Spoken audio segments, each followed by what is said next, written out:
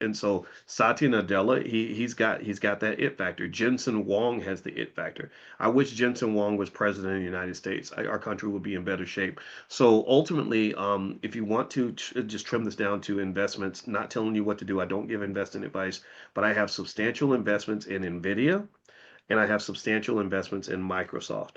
I like Microsoft more now than before because when you have a market that's declining, sometimes you have that flight to quality, that flight to safety, where you go to those stronger companies and kind of get a little more careful with some of the risky assets that are out there. You know, some of those companies that are pre-revenue, stuff like that. And also, I just think that they run their companies very well. I think that they're always going to figure out how to make money in this economy. But what is true as well is that NVIDIA's had a nice run. NVIDIA has made a lot of money for me. It's probably made a lot of money for a lot of you. NVIDIA may dip. The earnings of NVIDIA is coming out tomorrow. So pay attention tomorrow and look, watch the stock price and watch that announcement because that is just so huge. It's huge for investors. It's huge for the AI ecosystem. It is huge for the entire economy. And I almost feel like this announcement by NVIDIA, when they give their print and they announce their earnings, I really almost feel like this is like the tipping point of the whole condition of the US economy. I feel like this is the thing where people are either going to say, wow, things are happy days are here again, or oh my God, the world has fallen apart. And also, it's going to be significantly important in perhaps prematurely trying to determine if AI is in a bubble or not. A bubble meaning, is it overpriced? Is it overhyped? I don't think it's overhyped.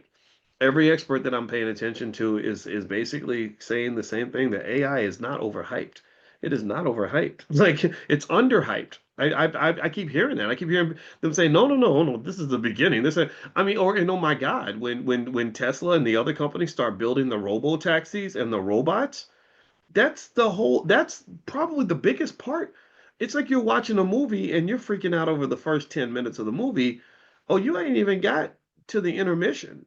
You know, you haven't even seen the bulk of the story yet. So the bulk of the AI story is not chatbots and even agents. The bulk of the story is when they get to the physical AI, the robots and the driverless taxis, where there are no more, I don't say no more, but there aren't as many truck drivers on the road. Those trucks will be driven by themselves. They're driving trucks without a person in them in China right now. They're doing it in some parts of Texas right now.